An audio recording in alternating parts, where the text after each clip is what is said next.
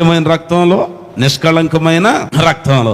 అమూల్యమైన రక్తమే, నిష్కళంకమైన రక్తమే. కడగబడ్డావు, మారు మనసు పొందావు, బాప్తిస్మం పొందావు, సంఘంలోనికి వచ్చావు, సంఘంలో చేర్చబడ్డావు. చేర్చబడిన సంఘంలో దేవుణ్ణి మీద నింద మోపకుండా చూసుకోవాలి, నిందారహితులుగా ఉండాలి. దానియేలేమో అక్కడ ఉన్న వాళ్ళు నిందించడానికి చూచారు, తప్పించుకుంటున్నాడు.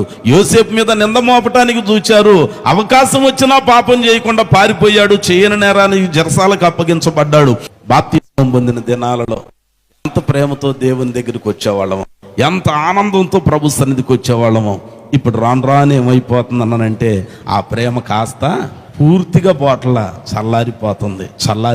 అందుకని అని అంటున్నాడు ఆయన, నీ మీద ఈ నింద మోపవలసి వచ్చింది, అయితే నీకు ఇది కృపాకాలం కాబట్టి, ఒక అవకాశం ఉన్నది కాబట్టి, ఏ స్థితిలో నుండి నీవు పడితేవో అది జ్ఞాపకం చేసుకొని. ఇశ్రాయేలు జనాంగమును గురించి ఆయన ఒక మాట